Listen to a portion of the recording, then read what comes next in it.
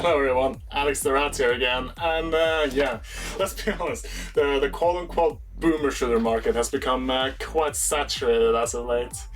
So yeah, I needed something to cleanse my palate after Phantom Fury left a bit of a bitter aftertaste.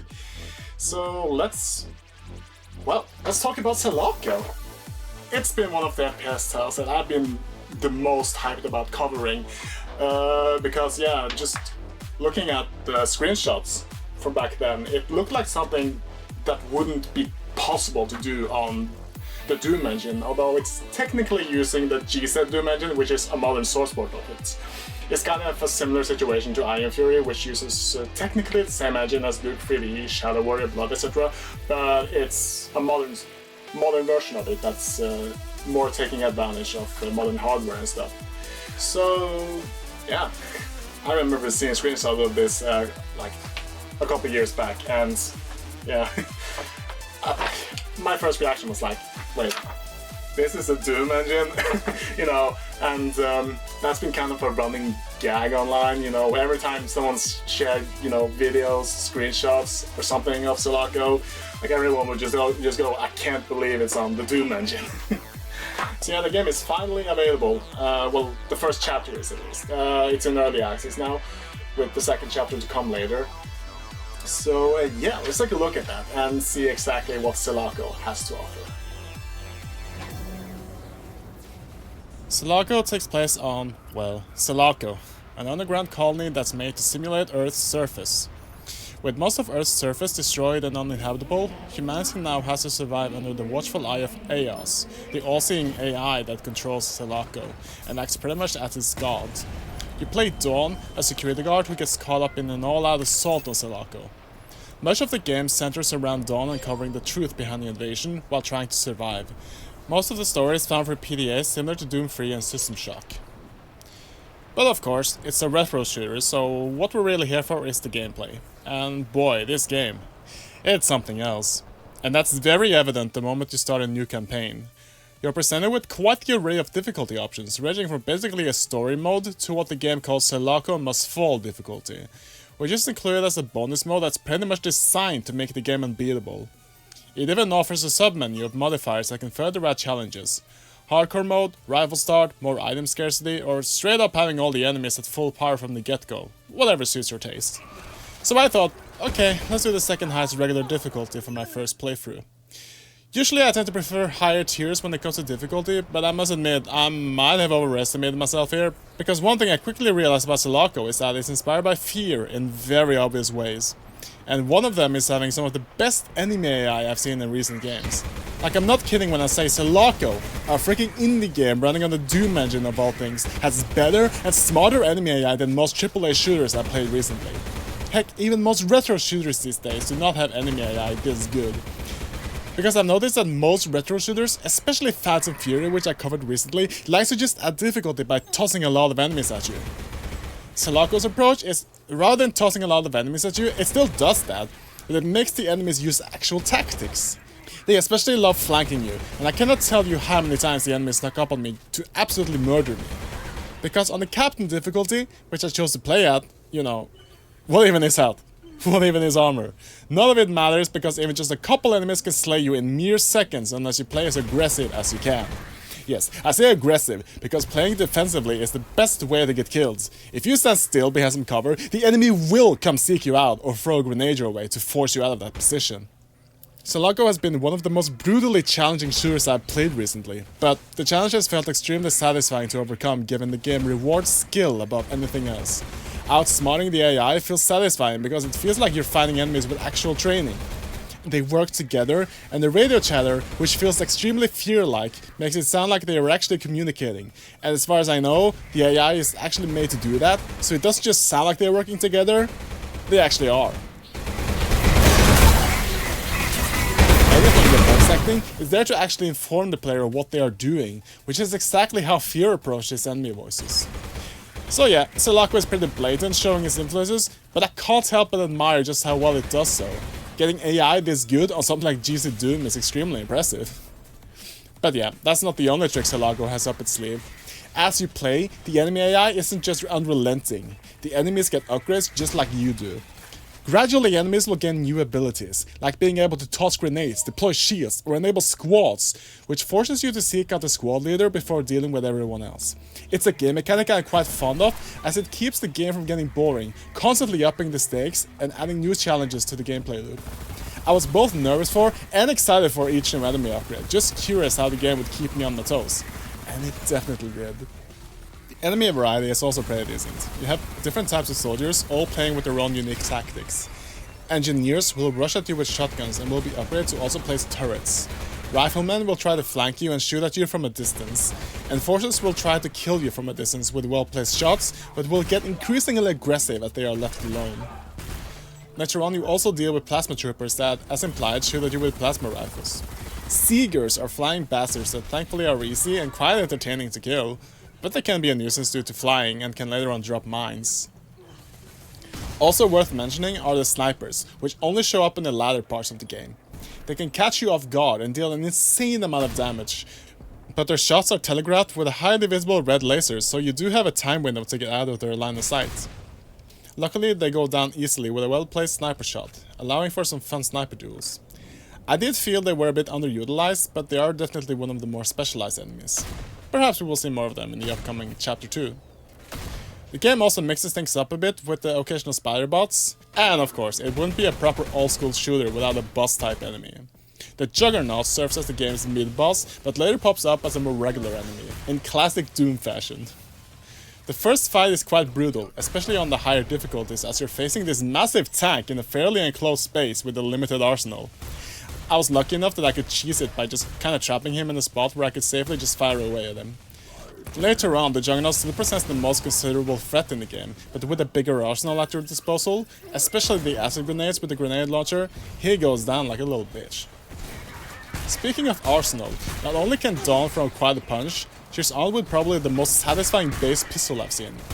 I gotta admit, this recent trend of retro shooters actually giving you a fucking hand cannon that remains useful for the entire game goes extremely contrary to how old school shooters originally did pistols as your emergency backup weapon. And I'm here for it, because getting headshots with this thing is one of the most satisfying things in the game.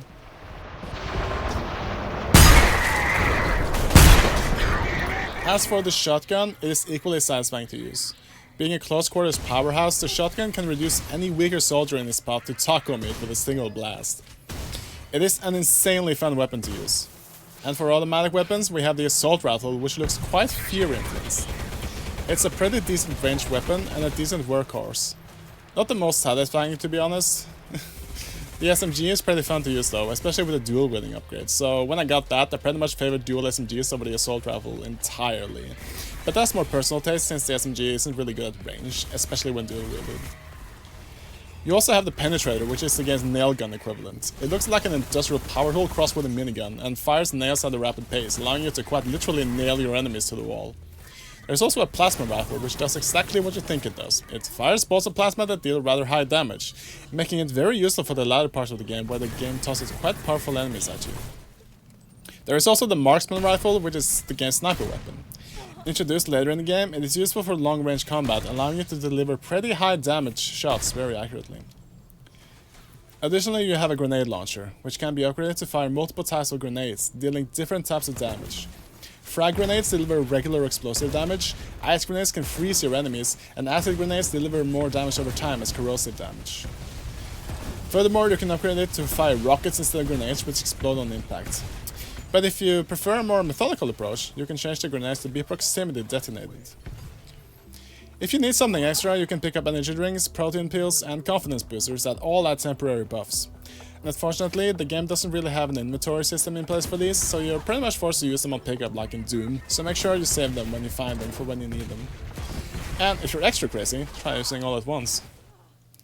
In addition to your guns, you can also pick up grenades and mines. These are mapped to their own button, and I absolutely love how useful they are for larger groups of enemies. Grenades come in two flavors, being frag and ice. The ice grenades offer more of a tactical advantage as they aren't as lethal but freeze enemies which can be shattered. The landmines are, as expected, more useful for making traps, and I found them great for tight corridors. And yet both the grenades and the landmines can be further upgraded as well.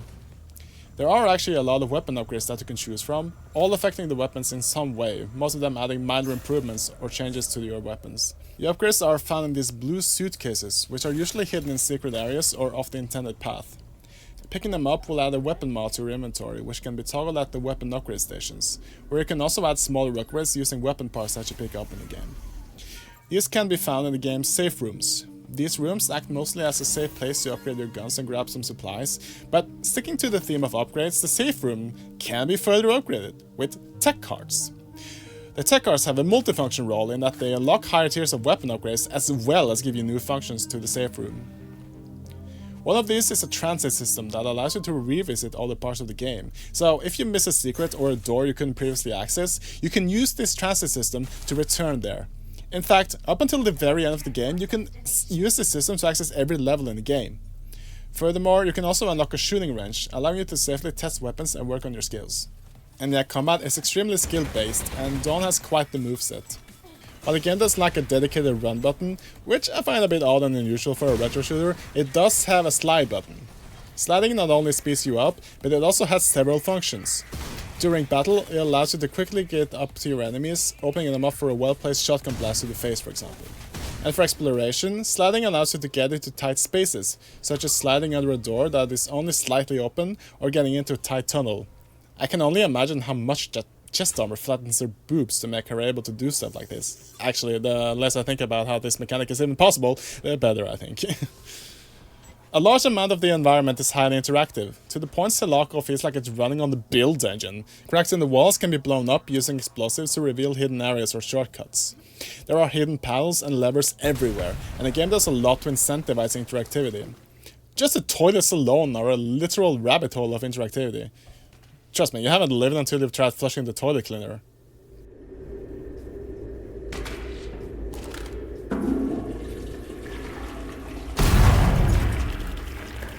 Yep, that's clean, alright. There's also quite an emphasis on some immersive sim elements. Stacking crates and objects allows you to climb to higher places that normally would be unreachable. The shotgun can also be upgraded with a knockback function that serves absolutely zero purpose in combat, at least as far as I can tell, but it is incredibly useful for getting into out of reach spaces. And that brings me to the level design itself. And yeah, this game definitely has some complex maps, to the point it can get a little overwhelming and disorienting on the first playthrough. The game highly recommends utilizing the map, and yeah, you'll definitely need it, because the levels in this game can be absolute insanity to navigate sometimes. They are absolutely massive and made up of around 3 to 4 sub-levels each, with a loading screen connecting them. In fact, the only point of no return in the game is the final level, and you are given a fair warning when entering this area, but the entire game feels like one big interconnected world, giving it a bit of a Half-Life vibe. The level of detail is impressive, and this game might have the highest amount of obscure secrets I've seen since playing F.E.A.R. I was hoping to find as many secrets as I could before doing this review, but I just had to give up that notion to get the review done on time. But if you're the OCD type, you will have plenty of hours to sink into this game just finding everything. My biggest criticism is not the complexity though, but rather how everything starts to blend together after a while. The level design seems to only have 2 modes, either big open spaces or enclosed building areas. It's the same boring office levels we've seen a million times, with the occasional maintenance area. It definitely captures that F.E.A.R. vibe with the level design, but I don't know, it started wearing on me after a while. But coming out into the streets for the first time felt pretty good, since it was finally something other than the same dreary corridors. And each zone of the game has its own theming, enough so that you can at least tell what each area is. There is a distinct atmosphere in each area, especially in the latter parts of the game where you have a higher variety of weapons, enemies and themes going on. And as I mentioned, the constant influx of new enemies and enemy upgrades does a decent job keeping the game fresh. I cannot stress the amount of technical black magic going on with the GC Doom engine here though. The game utilizes a high degree of pre-rendered 3D graphics for the sprites, giving it a stunningly modern look. A lot of the time it does feel like the developers intended to essentially make a modern AAA shooter in the Doom engine, and yeah, I would say if that was the intent, mission accomplished. The visuals have an insane degree of polish, and in the options menu you can tweak everything to your heart's content. You can even crack up stuff to the point it will bring your computer to its absolute knees. And yeah, this game sure put a bit of a strain on my computer. To be fair, I was playing the review build, so this might be better optimized in the future, but every time something exploded or something intense happened, my framerate would go into single digits. And during some of the open space levels, the framerate took a noticeable dip. To be honest, as I have mentioned before, I do want to get a computer upgrade soon, as my computer is starting to show its age, but I still find it funny that this game runs on the Doom engine, and it still can be quite a strain on a fairly modern PC, even if it is starting to hit the low end now. But the point still stands that there is an incredible level of detail in Selaco that rivals most shooters on the market right now, and I love that you can make it as ridiculous as you want. In fact, that's what the high setting is called, ridiculous, and yeah, they aren't lying about that. There is even an option to have gore and debris remain forever, which actually surprisingly had no impact on the performance for me. It is stunning to be able to have permanently remaining shit in the levels and leaving an absolute trail of destruction that you can go back to at any point and still have there. And I do want to mention how absolutely hilarious it is to me that a game like F.E.A.R that runs on the modern Unreal Engine cannot even have mirrors or quick saves, whereas Selaco, which is arguably even more complex than F.E.A.R in other ways, uses the Doom engine and has not only mirrors but also reflective water surfaces. And yeah, you can save anywhere you want. It is so hard to communicate how absolutely insane this game is in terms of its technical feats. It might be the most impressive retro shooter I've played just for what it manages to do with the engine that makes it not only rival a lot of modern shooters, it straight up surpasses them. And the use of voxels and low-res textures gives it a very distinct retro pixel vibe. And stuff like particles, smoke and bloom helps make it feel extremely modern. Like, this game looks and plays like a really solid AAA shooter from the 2000s, and that is absolutely unreal to me. Selaco does so much to take advantage of modern hardware that you quickly forget that it even runs on the GC Doom engine. And it makes it easy to see why GC Doom is becoming such a killer engine for retro shooters, also running titles like Supplice and Head-On. But yeah, the visuals are only half the atmosphere. The audio department is also solid in that regard. There is a ton of ambient noise and the sound design is incredible. Explosions sound deep and powerful, and the game actively uses sound cues to guide you through the levels, such as PDAs emitting a beeping sound to indicate where they can be picked up, effectively becoming beacons. The sound does a lot to make the game incredibly immersive, and I highly recommend playing with a decent sound system to get the most out of it. Especially if you have a subwoofer, it absolutely makes the game come to life. And yeah, the soundtrack is absolutely stellar. It sounds similar to F.E.A.R in the sense there is a high degree of drum and bass, trance, and even synthwave tracks there.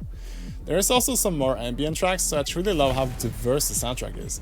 It changes depending on the current situation, amping up the energy for combat scenarios while going for a more laid-back quiet tone during moments of exploration and breaks from the action. I've heard rumors there will be a full OST release about 2 weeks from the launch, so definitely keep an eye out for that, because I can see myself vibing to a lot of the soundtrack outside the game itself.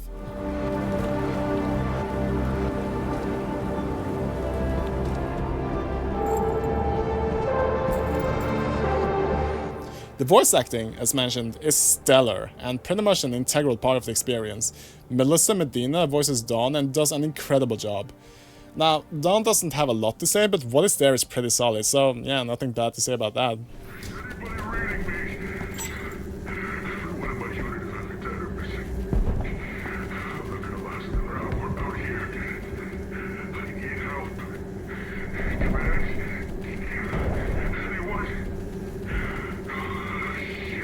And yeah, Gianni is also present, having arguably one of the most important roles, since he's voicing the enemy types and therefore providing clues to what the enemies are doing. As always, Gianni is a real treat, and you can hear him having a blast voicing the Juggernaut in particular. In fact, I would argue Gianni's deep voice does something to me, and I just want more of it. It's the easy way, or we can do this the fun way. Ready or not, here I come. Expecting someone large. And good God, the weapon sounds. Each weapon just sounds satisfying, and the feedback when you fire in the guns is just absolutely stellar. I particularly love the absolute chunk that is the shotgun blast, and the bone-shattering impact of the marksman rifle. And of course the electric beauty of the plasma rifle. I could go on, but you get the point. There's absolutely nothing to complain about in the sound department, and this is a game that you need to experience for the sound alone. So yeah, I realize I'm quickly running out of things to say about the game. I mean, I also realized I have very little negative to say about it. The game will have mod support, so that's gonna be fun. I am looking forward to seeing what custom levels people are gonna make for it. I guess if I were to mention anything in particular as a negative, it would be the performance issues I have. But yeah, I would love to see some multiplayer stuff. Playing the game co-op would be fun, although given the game is meant to be single player, it would obviously be very lore-breaking. And it would be interesting to see how the AI reacts to, multiple players. Being able to have fun with all the weapons in a deathmatch mode, or even something like capture the flag could also be fun. I could see that working with a lot of the big open city maps and stuff. Those could be very good for that. So I don't know, at the end of the day, Selaco is a game with an obviously huge amount of love put into it. It's not often you come across a game that is so obviously a passion project, but playing this you can absolutely feel that passion. A lot of retro shooters these days so easily just disappear into the crowd, but Selaco is definitely not one of them. It's a game that stands out in so many ways, and I cannot stress just how special this game is. It's the absolute pinnacle of the whole boomer shooter trend, the absolute peak of it. Like everything from the AI to the story, the graphics, the sound, it all comes together to form an experience unlike anything else I've played recently.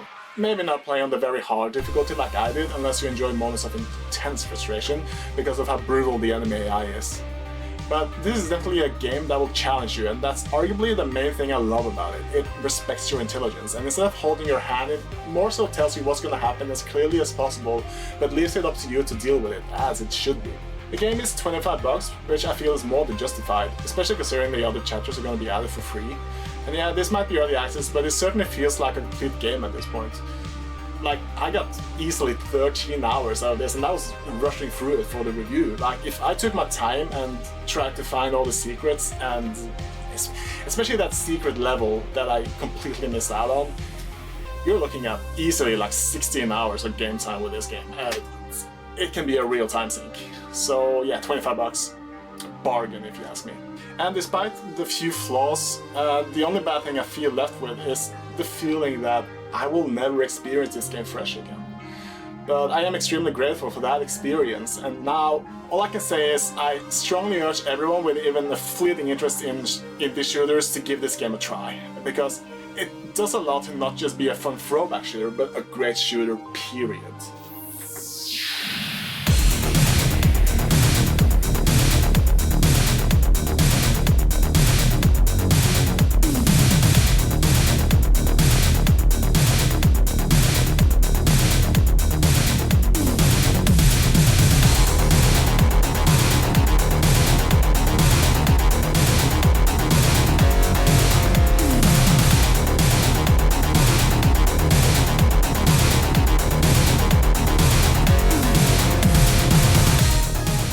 Thank you so much for watching my review of Selaco. If you want to be notified whenever I upload new videos or do live streams, you can subscribe to my channel, and make sure to give the video a like if you liked.